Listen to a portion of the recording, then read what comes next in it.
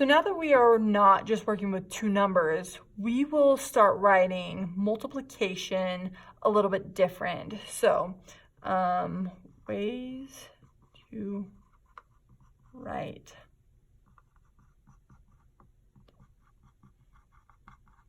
multiplication. So let's do a couple of examples. 7k. So that right there is multiplication because you have a number right up against a variable. That's multiplication.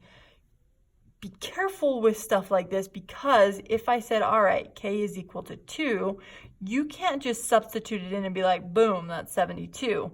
That's not what's happening. You have to say, okay, this is really times, so I am saying 7 times 2, and that's going to give you what you need. So watch for that operation that's happening between those two, but that is a way that we are going to write multiplication. So we have 7k right up against each other. You could also put a dot, like we've seen before.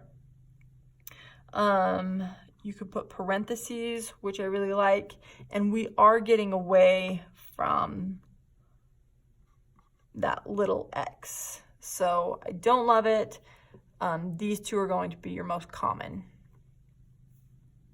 All right, we also have a couple different ways that we can write division. So ways to write division. I just want to go over them so that we're all on the same page. Let's use the variable m this time. So we'll say m divided by 2. It looks like a fraction, totally okay. All that fraction bar is saying is divide. It's always going to be top divided by bottom. So if we want to change this into a division sign, we're more than welcome to. M divided by 2. And then sometimes you'll even see that slant. All of those just mean division. Okay. When we substitute numbers in for variables, we still want to follow that order of operations. If it says evaluate, we substitute that number in.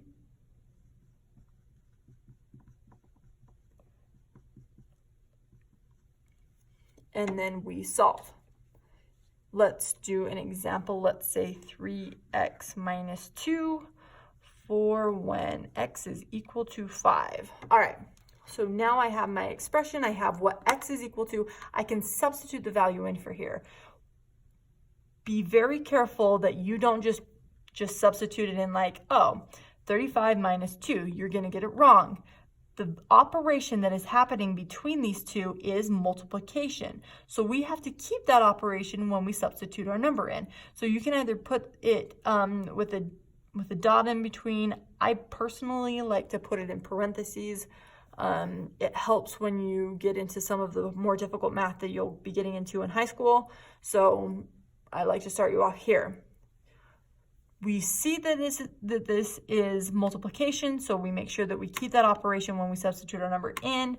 Now we just follow order of operations. So let's do, I'm going to write it down over here. Please excuse my dear Aunt Sally. Parentheses. So even though this is parentheses, you see that, right? Really, this is meaning multiplication. So we won't take care of this until here. If there was something inside the parentheses that needed to be simplified or condensed, that's when we would do the P for parentheses. So this is really multiplication. No, none of that. We do have multiplication. So this is 15. Bring down everything we haven't used yet. That's our last operation to use is that subtraction. So 15 minus 2 is 13. All right. I'm going to do it again just for some more practice. So if we have n divided by 2 plus n, and we want to say solve or evaluate for when n is equal to 4. So every time we see an n, we really want to put a 4 in. So we'll rewrite this. 4 divided by 2 plus 4. Now, at this point, we're really just following order of operations. Please excuse my dear Aunt Sally.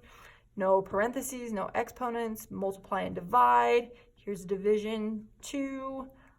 Bring down everything we haven't done. I have one last division, so that's going to, or one last operation, sorry. One last operation, which is addition, and that's going to give me 6.